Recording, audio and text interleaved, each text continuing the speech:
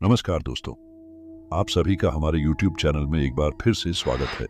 अगर आपने अभी तक इस कहानी का पहला पार्ट नहीं देखा है तो पहले जाकर उसे देखें, जिसका लिंक आपको डिस्क्रिप्शन बॉक्स में नीचे मिल जाएगा। पिछले भाग में हमने देखा कि जंगल से एक भयानक शक्ति जागी थी। ये वो बुराई थी जिसे बब्बन तांत्रिक कैद करना चाहता था। मोहन ने गलती से उसी शक्ति को जगा दिया था। अब गांव पर एक बार फिर से खतरा मंडरा रहा था। मोहन बुरी तरह से घबरा गया था। उसे समझ नहीं आ रहा था कि अब क्या किया जाए। तभी उसे याद आया गांव के बुजुर्गों की बातें। उन्होंने बताया था कि गांव में कभी एक शक्तिशाली तांत्रिक रहता था, जिसके पास बुरी शक्तियों को रोकने का ज्ञान था। मोहन को उम्मीद जगी। वह तुरंत बूढ़े तांत्रिक के घर की तरफ दौड़ा। बूढ़ा तांत्रिक गांव के बाहर एक छोटी सी झोपड़ी में रहता था। मोहन ने झोपड़ी का दरवाजा खटखटाया। कुछ देर बाद दरवाजा खुला।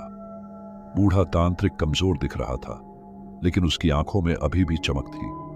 मोहन ने उसे पूरी कहानी सुनाई। बब्बन तांत्रिक, जंगल से आने वाली हंसी और आखिर में उस भयानक शक्ति के बारे में। बूढ़ा तांत्रिक ने ध्यान से सुना। फिर उसने बताया कि वो जिस शक्ति की बात कर रहा है वो एक मारा है। मार नाम की यह शक्ति बहुत ही खतरनाक होती है और उसे रोकना आसान नहीं होता। लेकिन बूढ़े तांत्रिक के पास एक उपाय था। उसने मोहन को एक दुर्लभ जड़ी बूटी लाने के लिए कहा, जो सिर्फ हिमालय के ऊंचे पहाड़ों पर ही मिलती थी। उस जड़ी बूटी से एक विशेष तेल बनाया जा सकता था, जो मार को कमजोर कर सकता था। मोहन जानता था कि यह आसान काम नहीं है, लेकिन गांव को बचाने के लिए उसके पास कोई और चारा नहीं था। वह अगले ही दिन हिमालय की यात्रा पर निकल पड़ा। हिमालय की यात्रा बहुत ही खतरनाक थी। मोहन को रास्ते में कई तरह की मुश्किलों का सामना करना पड़ा। उसे तेज हवाओं, भारी बर्फबारी और जंगली जानवरों का सामना करना पड़ा। लेकिन मोहन हार नहीं माना। वह गांव को बचाने के अपने मिशन में दृढ़ था। कई दिनों की कठिन यात्रा के बाद आखिरकार मोहन उस जगह पर पहुंच गया जहां दुर्लभ जड़ी बूटी मिलती थी। जड़ी बूटी एक ऊंचे पहाड़ की चोटी पर थी। मोहन सावधानी से चढ़ाई करने लगा। चोटी पर पहुंचने में उसे कई घंटे लग गए। आखिरकार मोहन जड़ी बूटी तक पहुंच गया। वह बहुत खुश हुआ। उसने जड़ी बूटी को सावधानी से तोड़ा और वापसी की यात्रा शुरू कर दी। वापसी की यात्रा भी उतनी ही खतरनाक थी, लेकिन इस बार मोहन के पास जड़ी बूटी थी, जो गांव को बचाने की आखिरी उम्मीद थी। कई दिनों बाद मोहन वापस गांव आ गया। वह सीधे बूढ़े तांत्रिक के पास गया।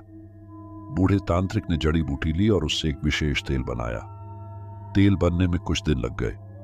उन दिनों में गांव में अजीब अजीब घटनाएं होने लगी। पशु गायब हो गए, खेतों में अनाज बर्बाद हो गया और रात में लोगों को अजीब सी आवाजें सुनाई देने लगी। गांव वाले डर से सहम गए थे। मोहन उन्हें हिम्मत दिलाता रहा। वह जानता था कि जल्द ही उन्हें उस भयानक मार का सामना करना पड़ेगा। आखिरकार वो दिन आ गया।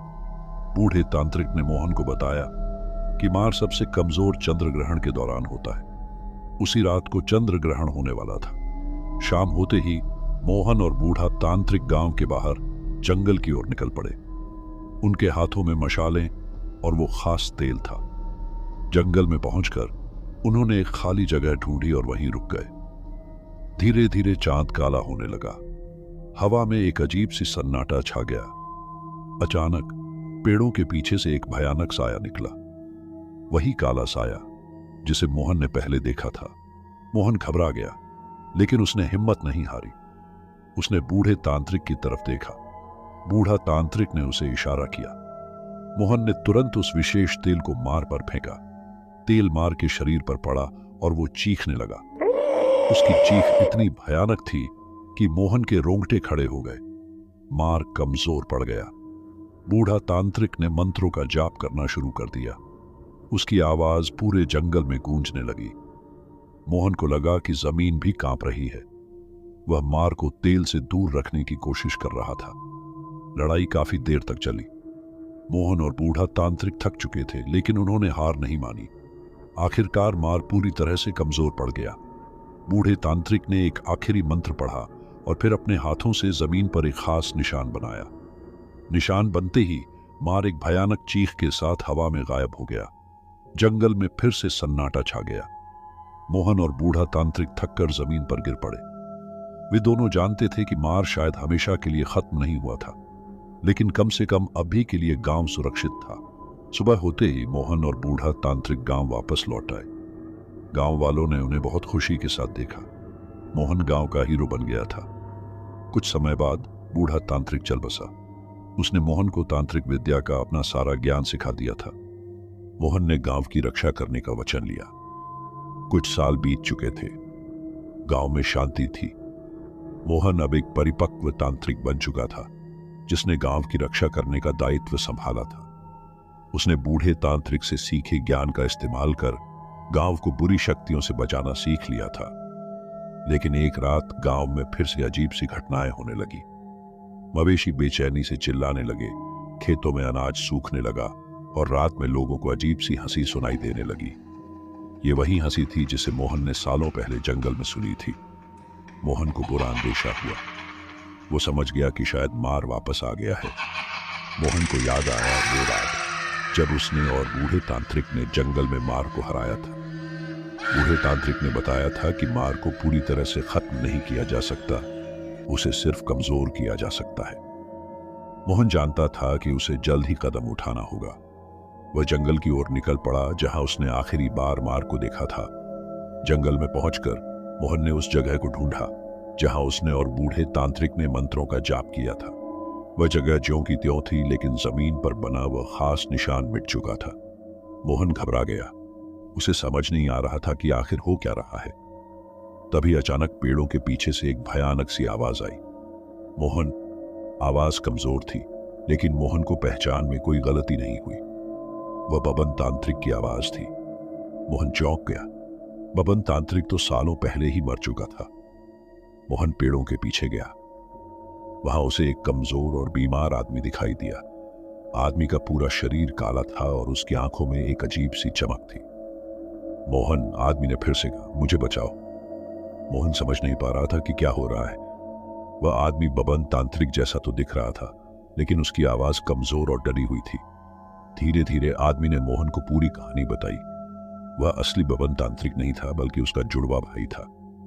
उसका भाई एक शक्तिशाली तांत्रिक था, लेकिन वो मार को पूरी तरह से वश में नहीं कर पाया था। मौत से पहले बबन तांत्रिक ने अपनी सारी शक्तियां अपने जुड़वा भाई में स्थानांतरित कर दी थी, लेकिन उसका भाई कमजोर था और मार को नियंत्रित नहीं कर पा रहा था। असली मार तो जमीन पर बने निशान के कारण कमजोर था, लेकिन अब वह निशान मिट चुका था और मार अपने जुड़वा भाई के शरीर को अपने अधीन करने की कोशिश कर रहा था। यही कारण था कि गांव में फिर से अजीब घटनाएं हो रही थीं। मोहन को एक पेचीदा स्थिति का सामना करना पड़ा था। उसे असली मार को रोकने के लिए अपने ही गुरु के भाई की मदद करनी थी। मोहन असमंजस में था। उसे बबन तांत्रिक के जुड़वा भाई पर भरोसा नहीं हो रहा था। वह जानता था कि उसका असली मकसद क्या हो सकता है, लेकिन फिलहाल गांव को बचाना ज्यादा जरूरी था। मोहन ने फैसला किया कि वह बबन तांत्रिक के जुड़वा भाई की मदद तो लेगा, लेकिन उस पर कड़ी निगरानी रखेगा। उन्होंने साथ मिलकर यह योजना बनाई कि मार को कमजोर करने के लिए फिर से उसी खास तेल का इस्तेमाल किया जाएगा। जड़ी बूटी तो खत्म हो चुकी थी, इसलिए उन्हें नई जड़ी बूटी ढूंढनी पड़ी। इसमें कई दिन लग गए। आखिरकार उन्हें जड़ी बूटी मिल गई और उन्होंने फिर से वही खास तेल बना लिया। कुछ दिनों बाद अमावस्या की रात आई। ये वही रात थी जब मार सबसे ज्यादा ताकतवर होता है। मोहन और बबन तांत्रिक का जुड़वा भाई जंगल की ओर निकल पड़े। जंगल में पहुंचकर उन्होंने वही जगह ढूंढी जहां सालों पहले जमीन पर निशान बनाया गया था। उन्होंने वहां फिर से वही निशान बनाया और उस जगह को मशालों से घेर लिया। धीरे धीरे हवा में एक अजीब सी हलचल होने लगी। पेड़ हिलने लगे और जमीन कांपने लगी। अचानक बबन तांत्रिक का जुड़वा भाई चीखने लगा। मार अपने जुड़वा भाई के शरीर पर पूरा नियंत्रण करने की कोशिश कर रहा था। मोहन समझ गया कि अब देर नहीं करनी है। उसने तुरंत उस विशेष तेल को बबन तांत्रिक के जुड़वा भाई पर फेंक दिया। तेल मार को छूते ही भयानक चीखें गूंज उठी। धीरे धीरे मार कमजोर पड़ने लगा और बबन तांत्रिक का जुड़वा भाई जमीन पर गिर गया। मोहन ने जल्दी से मंत्रों का जाप करना शुरू कर दिया, जो बूढ़े तांत्रिक ने उसे सिखाए थे। मंत्रों की गूंज पूरे जंगल में फैल गई। लड़ाई काफी देर तक चली। मोहन थक चुका था, लेकिन हार मानने को तैयार नहीं था। वह जानता था कि गांव का भविष्य इस लड़ाई पर टिका हुआ है। आखिरकार मार पूरी तरह से कमजोर पड़ गया। मोहन ने एक आखिरी मंत्र पढ़ा और फिर जमीन पर उसी तरह का निशान बनाया जैसा उसने पिछली बार बनाया था। निशान बनते ही जमीन में से एक तेज रोशनी निकली।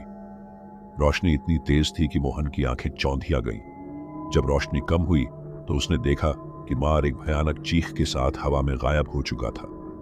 बबन तांत्रिक का जुड़वा भाई भी बेहोश पड़ा हुआ था। मोहन उसके पास गया और उसे होश में लाने की कोशिश की। कुछ देर बाद बबन तांत्रिक का जुड़वा भाई आंखें खोलने लगा। उसने मोहन को धन्यवाद दिया और बताया कि अब वह मार से पूरी तरह से आजाद हो चुका है। उम्मीद है आपको ये डरावनी कहानी पसंद आई होगी। अगर हाँ तो लाइक और शेयर करना ना भूलें। साथ ही कमेंट में बताएं कि आपको ये कहानी कैसी लगी और आप किस तरह की कहानी सुनना पसंद करेंगे। और अगर आपके पास भी ऐसी कोई कहानी है तो आप हमें व्हाट्सएप या इंस्टाग्राम पर लिख कर भेज सकते हैं, जिसका लिंक आपको डिस्क्रिप्शन बॉक्स